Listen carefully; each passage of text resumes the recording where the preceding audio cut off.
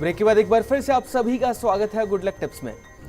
दोस्तों, आज महाशिवरात्रि की महिमा पर बात कर रहे हैं हम। और पंडित जी, आपने पूजन की विधि तो बता दी हमारे जितने भी दर्शक हैं उन सभी को, लेकिन पूजन करने का सही समय क्या होना चाहिए वो जानना चाहेंगे हम आपसे। महाशिवरात्रि में 4 प्रहरों में अलग अलग विधि से पूजा का प्रावधान बताया गया है। पहले प्रहर में भगवान शिव की ईशान मूर्ति को दूध के द्वारा स्नान कराया जाता है। दूसरे प्रहर में उनकी अघोर मूर्ति को दही से स्नान करवाया जाता है। तीसरे प्रहर में घी से स्नान करवाया जाता है और चौथे प्रहर में शहद से स्नान करवाया जाता है। इस विधि से चारों प्रहर में स्नान करवाने से भगवान आशुतोष जो है वो अति प्रसन्न हो जाते हैं। लिखते जाइएगा, समझते जाइएगा। शिव की पूजा करते समय ओम नमः शिवाय मंत्र का जाप करते रहना चाहिए। देवादिदेव महादेव का ध्यान करते रहना चाहिए। शिवरात्रि के दिन भगवान भोलेनाथ को बादाम, कमल पुष्प, अफीम बीज और धतूरे का पुष्प चढ़ाना चाहिए। बिलपत्र चढ़ाना, शमी पत्र चढ़ाना, नीलकमल चढ़ाना बहुत ही शुभ माना जाता है। तो आइए जानते हैं कि जो 4 रात्रि के जो 4 प्रहर हैं, जिन प्रहरों में भगवान शिव की आराधना का विशेष महत्व बताया गया, उनका समय क्या है, किस समय से किस समय तक प्रहर रहेगा। लिखते जाइए, नोट करते जाइए, आपके टीवी स्क्रीन पे भी आ रहा है। प्रथम जो प्रहर है वो शाम को 6:27 से रात्रि 9:32 तक रहेगा। 6:27 सायकाल से रात्रि 9:32 तक प्रथम प्रहर रहेगा, जिसमें तिल, जेव, कमल के पुष्प, बिलपत्र भगवान भोलेनाथ को अर्पण करने हैं। दूसरा जो प्रहर है वो रात्रि 9:33 से रात्रि 12:37 तक रहेगा। रात्रि 9:33 से रात्रि 12:37 तक रहेगा, जिसमें भगवान शिव को बिजोर फल, नींबू अर्पण करना, खीर अर्पण करनी है। तीसरा जो प्रहर है वो रात्रि 12:38 से अंत रात्रि 3:42 तक रहेगा। रात्रि 12:38 से अंत रात्रि 3:42 तक रहेगा। उस प्रहर के दौरान, उस समय के दौरान भगवान शिव को तिल अर्पण करें, आटा अर्पण करें, मालपुआ अर्पण करें, अनार अर्पण करें, कपूर अर्पण करें। अंतिम जो प्रहर रहेगा वो चतुर्थ प्रहर जो है वो अंत रात्रि 3:43 से प्रातः 6:47 तक रहेगा, जिसके अंदर भगवान शिव को उड़द अर्पण करना है, जौ, मूंग, शंखी पुष्प अर्पण करना है, बिलपत्र और उड़द के पकोड़े चढ़ाने भगवान शिव को। ध्यान रखिएगा, निशीथ काल जो है वो मध्य रात्रि 12:13 से रात्रि 1:02 तक रहेगा। तो दोस्तों, इस शिवरात्रि पे सोना नहीं है। शिवरात्रि की रात को 4 प्रहर की पूजा करनी है। निश्चित तौर पे आपका ये जो मनुष्य जीवन है वो सफल हो जाएगा। पंडित जी, अक्सर देखा जाता है कि जो भी जातक महाशिवरात्रि का व्रत करता है उन्हें मन में एक जिज्ञासा जरूर होती है कि व्रत करने के बाद फल किस तरह प्राप्त होगा। तो उस फल के बारे में जानना चाहेंगे आपसे। हर कोई चाहता है कि भगवान शिव की आराधना करें, उपवास रखें, भगवान से अपनों के दुखों को दूर करने की प्रार्थना करता है, अपने सपनों को, अपनी मनोकामना को पूर्ण करने की प्रार्थना करता है, अपने दुखों को दूर करने का वरदान भी मांगता है, जीवन में तरक्की की कामना करता है। हम आपको बताते हैं कि शिव की उपासना और व्रत रखने से क्या क्या फल मिलते हैं। माना जाता है कि शिवरात्रि के दिन सिद्ध मुहूर्त में भगवान शिव के शिवलिंग को प्राण प्रतिष्ठित करवाकर स्थापित करने से व्यवसाय में वृद्धि होती है, नौकरी में प्रमोशन मिलता है, बेरोजगारों को नौकरी मिलती है।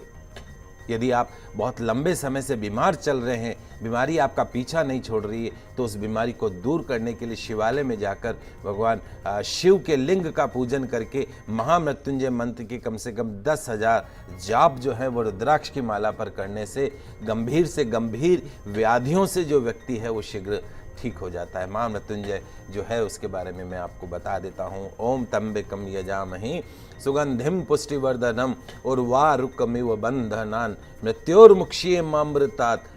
ये जो मंत्र है वो महामृत्युंजय मंत्र है। मोक्ष प्राप्ति महाशिवरात्रि के दिन एक चौकी के ऊपर स्वच्छ कपड़ा बिछा दीजिए। एक मुखी रुद्राक्ष को गंगा जल से स्नान करवाकर धूप दीप दिखाकर उसका पूजन कीजिए, षोडश उपचार पूजन कीजिए।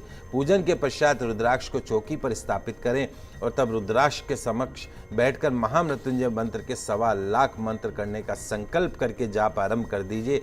उस जाप को महाशिवरात्रि के व्रत के बाद भी पूरा कर सकते हैं। केवल जाप का आरंभ जो है वो शिवरात्रि के दिन से करना है, और जब पूरा हो जाए उसके अंदर तो उसके पश्चात में 1.25 लाख के बाद में उसका अनुष्ठान करवा के पूजा करवा के उस रुद्राक्ष को धारण कर लीजिए।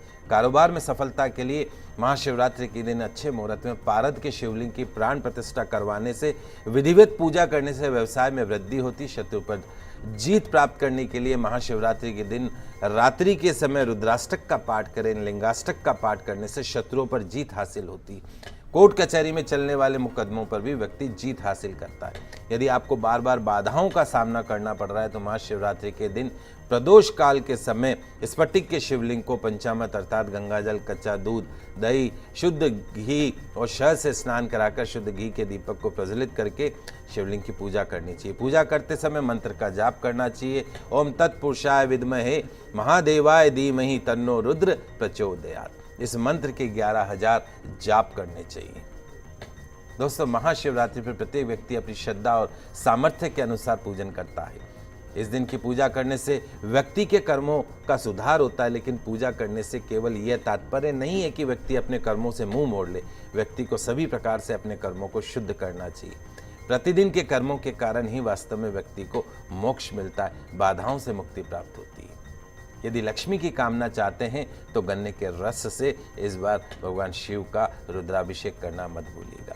आपकी जन्म कुंडली में चंद्र शनि एक ही स्थान पर स्थित हैं तो जिसे विषयोग कहते हैं, जिससे जीवन में अनेक प्रकार के कष्ट प्राप्त होते हैं, तो शिवरात्रि के दिन अपने वजन के बराबर पूरी, पंचमेला सब्जी और मूली का दान कर दीजिए। निश्चित तौर पर उस विषयोग से आपको मुक्ति मिलेगी। पंडित जी, आखिर में कुछ मंत्र जानना चाहेंगे आपसे, जिससे कि भोलेनाथ की कृपा प्राप्त हो सके।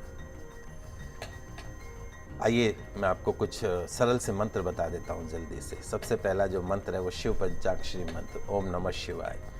ओम नमः शिवाय इस मंत्र का जाप कर सकते हैं। शिव षडाक्षरी मंत्र ओम नमः शिवाय, ओम नमः शिवाय इस मंत्र का जाप कर सकते हैं। मृत्युंजय मंत्र ओम जूम सहा इस मंत्र का जाप कर सकते हैं। महामृत्युंजय मंत्र ओम तंबिकम यजामहे सुगंधिम पुष्टिवर्धनम और वारुकमिव बंधनान मृत्योर्मुक्षीम अमृतात् इस मंत्र का जाप कर सकते हैं। तो इन मंत्रों में से जो अच्छा लगे, क्योंकि वो तो भोला भंडारी है, उसी मंत्र से उसका जाप कर लीजिए। शिव शिव शिव शिव कर लीजिए, और कुछ नहीं तो जो उसका बीज मंत्र है ओम बम बम बम बम बम बम बम बम बम, खाली इस मंत्र के जाप से भी भगवान शिव को प्रसन्न किया जा सकता है। तो आशा है आप सभी इस विधि का लाभ उठाएंगे। जय जय शंकर, हर हर शंकर का कीर्तन करेंगे।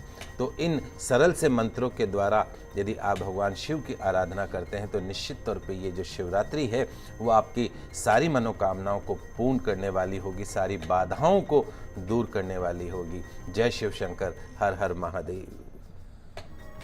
तो दोस्तों, हम उम्मीद करते हैं कि हमारा कार्यक्रम आपको जरूर पसंद आया होगा। पंडित जी हमारे स्टूडियो में आने के लिए, दर्शकों की समस्याओं का समाधान करने के लिए और शिवरात्रि से संबंधित उन्हें इतनी सारी जानकारी देने के लिए आपका बहुत बहुत शुक्रिया। आप सभी का आज का दिन मंगलमय हो और आने वाली शिवरात्रि की आपको बहुत बहुत शुभकामनाएं, बधाइयाँ। भगवान शिव का आशीर्वाद आपके ऊपर हमेशा बना रहे। जय श्री कृष्णा, जय माता की, जय श्री। तो दर्शकों, अगर आप भी अपनी किसी भी समस्या का समाधान जानना चाहते हैं पंडित जी से, तो आप भी हमें कॉल कर सकते हैं। आप हमें ईमेल भी कर सकते हैं। हमारा ईमेल आईडी है goodlucktips@firstindianews.com। आपसे फिर मिलेंगे, तब तक के लिए दीजिए हमें इजाजत। खुश रहिए, अपना ख्याल रखिए। नमस्कार।